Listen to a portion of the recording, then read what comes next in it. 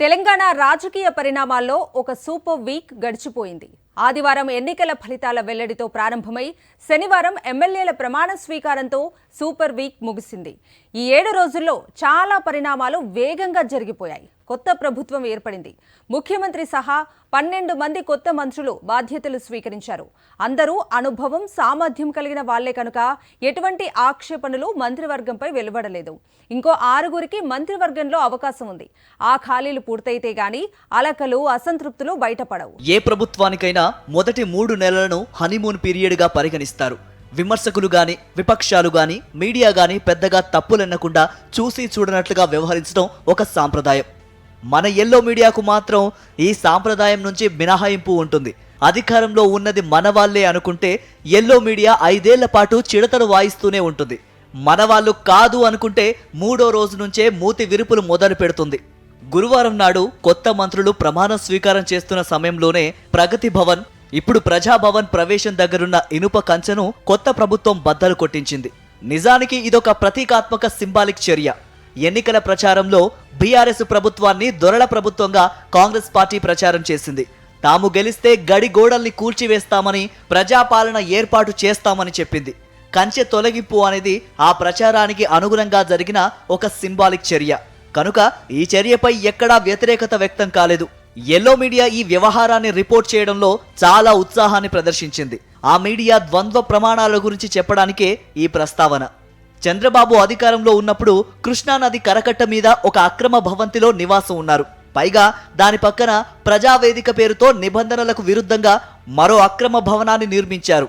YS Jagan ప్రభుత్వం అధికారంలోకి వచ్చిన కొత్తలో ఈ అక్రమ నిర్మాణాన్ని కూల్చివేశారు. దీని మీద ఎల్లో మీడియా, తెలుగుదేశం పార్టీ ఎంత యాగి చేశాయో, ఇప్పటికీ ఎలా చేస్తున్నాయో ఆంధ్ర ప్రజలందరికీ తెలిసిన సంగతే. ఈ వారం రోజుల పరిణామాల్లో కొత్త ప్రభుత్వం తీసుకున్న చెప్పుకోదగ్గ నిర్ణయాల్లో 2 ముఖ్యమైనవి. మొదటిది, ప్రజాభవన్లో వారానికి 2 సార్లు ప్రజా దర్బార్ను నిర్వహించి సమస్యలను తెలుసుకోవడం. కాంగ్రెస్ పార్టీ హామీ ఇచ్చిన 6 గ్యారంటీల్లో 2ంటిని శనివారం నాడు ప్రారంభించడం రెండో కీలక నిర్ణయం. మాజీ ముఖ్యమంత్రి, బీఆర్ఎస్ అధినేత కేసీఆర్ దురదృష్టవశాత్తు గాయపడి ఆసుపత్రిలో చేరిన విచారకర సంఘటన కూడా ఈ పరిణామాల మధ్యనే చోటు చేసుకుంది. అధికారం కోల్పోయినప్పటికీ రాష్ట్రంలో నేటికి అత్యంత ప్రజాదరణ కలిగిన రాజకీయ నాయకుడు నిస్సందేహంగా కేసీఆరే. 2,25,00,000 మంది ఓటర్లు పాల్గొన్న తెలంగాణ ఎన్నికల్లో కాంగ్రెస్, బీఆర్ఎస్ల మధ్య ఓట్ల తేడా 4.5 లక్షలు మాత్రమే. ప్రభుత్వం తీసుకున్న నిర్ణయాల్లో ముందుగా ప్రజా దర్బారు గురించి మాట్లాడుకుందాం. దీర్ఘకాలంగా పరిష్కారం కాని తమ వ్యక్తిగత సమస్యలను పరిష్కరించుకోవడానికి ఇదొక మార్గంగా తొలుత వైఎస్ రాజశేఖర రెడ్డి ముఖ్యమంత్రిగా ఉన్నప్పుడు ప్రారంభించారు. ఆయన తర్వాత ఈ కార్యక్రమం ఆగిపోయింది. తిరిగి కాంగ్రెస్ ప్రభుత్వం శుక్రవారం నాడు పునరుద్ధరించింది. మొదటి రోజే 3-4 వేల మంది ప్రజాభవన్లోకి విజ్ఞాపన పత్రాలతో దూసుకొచ్చారు. పేరుకుపోయిన ప్రజల వ్యక్తిగత సమస్యల్ని పరిష్కరించడానికి ప్రభుత్వం మార్గం చూపించినందుకు సంతోషించాలా? ప్రజాప్రభుత్వాలు ఏర్పడిన 7.5 దశాబ్దాల తర్వాత కూడా ముఖ్యమంత్రిని దర్శించుకుంటే తప్ప సమస్యకు పరిష్కారం దొరకని పరిస్థితికి విచారించాలా? ఆలోచించవలసి వస్తుంది. వివిధ రకాల ప్రభుత్వ సేవలు, వ్యక్తిగత సమస్యలకు పరిష్కారాలు వీలైనంత వరకు దిగువ స్థాయిలోనే పరిష్కారం దొరకాలి. అందుకోసం రాజకీయ జోక్యం లేని ఒక పారదర్శక వ్యవస్థ ఉండాలి. ఈ రకమైన వ్యవస్థకు విజయవంతమైన ఉదాహరణ ఆంధ్రప్రదేశ్. ఎటువంటి రాజకీయ జోక్యము, పక్షపాతము లేకుండా గ్రామ స్థాయిలోనే విలేజ్ సెక్రటేరియట్, వాలంటీర్ వ్యవస్థలు పారదర్శకంగా సేవలందిస్తున్నాయి. సమస్యలను పరిష్కరించగలుగుతున్నాయి. సెక్రటేరియట్కు ఒక అర్జీ చేరినట్టయితే ఎన్ని రోజుల్లో దాన్ని పరిష్కరిస్తారో ముందే చెప్పాలి. ఆ గ్రామానికి చెందిన అర్జీల స్టేటస్ రిపోర్టును ఏ రోజుకా రోజు అక్కడున్న బోర్డు మీద రాసి పెట్టాలి.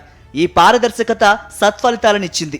అక్కడ కూడా పరిష్కారం కాకుండా మిగిలిపోయిన సమస్యలను జల్లెడపట్టడం కోసం రాష్ట్ర ప్రభుత్వం జగనన్న సురక్ష పేరుతో ఒక స్పెషల్ డ్రైవ్ను నిర్వహించింది. ఇందులో ప్రజాప్రతినిధులు, అధికారులందరూ పాల్గొన్నారు. ఈ స్పెషల్ డ్రైవ్లో పరిష్కారం దొరికిన సమస్యలు, డెలివరీ అయిన సేవలు 1 కోటికి పైగా ఉన్నాయి. చిత్తశుద్ధితో సమస్యలను పరిష్కరించాలనుకున్నప్పుడు అటువంటి పారదర్శక వ్యవస్థ అవసరం. గడప దగ్గరికే ప్రజలకు సేవలందించడం ప్రజాస్వామిక లక్షణం. అర్జీలు చేతబట్టుకొని ప్రయాసపడి రాజధానికి వెళ్లి దర్బారు దర్శనాల కోసం వేచి ఉండటం ఫ్యూడల్ వ్యవస్థ లక్షణం. ఫ్యూడల్ ధోరణులకు స్వభావరీత్యానే తెలంగాణ ప్రజలు వ్యతిరేకులు. దారుణమైన ఫ్యూడల్ దోపిడీకి గురైన అనుభవం వారినట్లా మార్చింది. మరి ఎందుకని తొలి రోజున జనం వెల్లువెత్తారు? నియోజకవర్గాల స్థాయిలో మితిమీరిన రాజకీయ జోక్యం, ఎమ్మెల్యేల ఇష్టారాజ్యం పారదర్శకతకు పాతరేశాయి.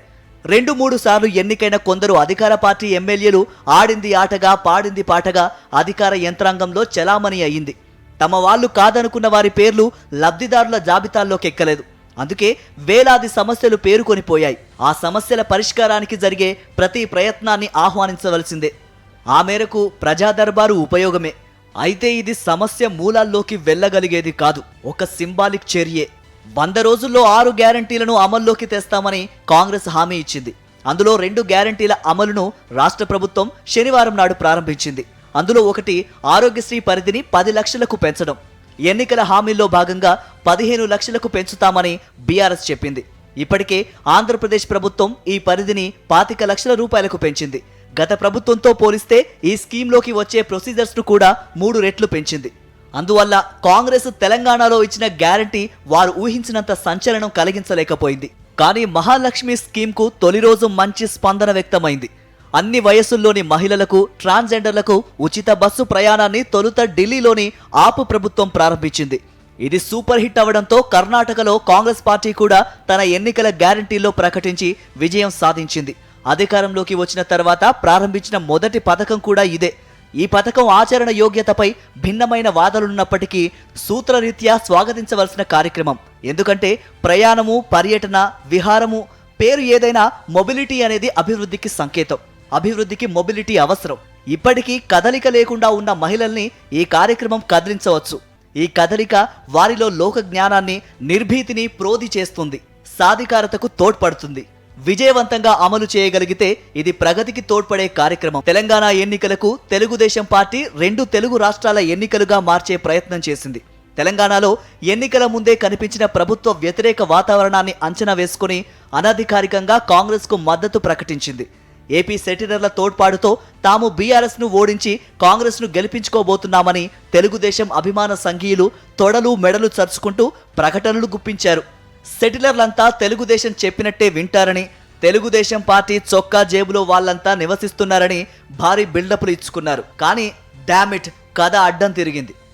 ఏపీ సెటిలర్ల ఉనికి పెద్దగా లేని జిల్లాల్లో, నియోజకవర్గాల్లో కాంగ్రెస్ విజయాలు సాధించింది.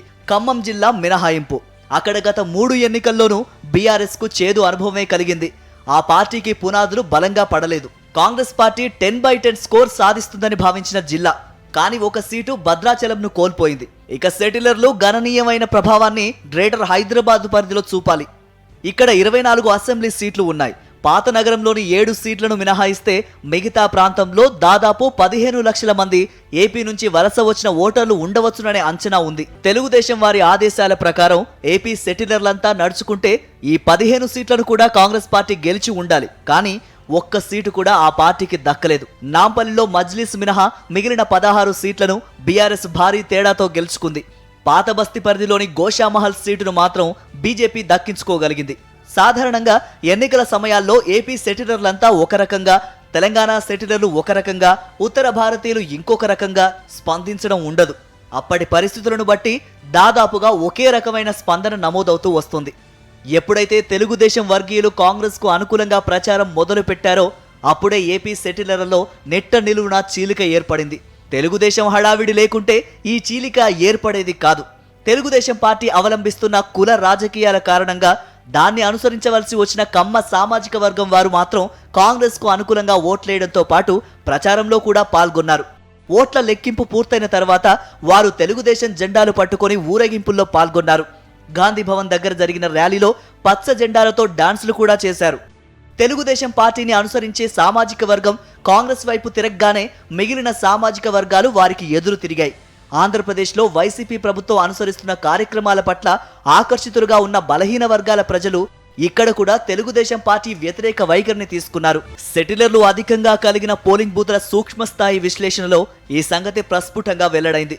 ఉదాహరణకు కూకట్పల్లి నియోజకవర్గంలోని బూత్ నెంబర్ 24 ఆచార్య వినోబాపురం కాలనీ. ఇక్కడ అత్యధికంగా శ్రీకాకుళం జిల్లా సెటిలర్లు ఉంటారు. అందులోనూ తూర్పు కాపులు ఎక్కువ.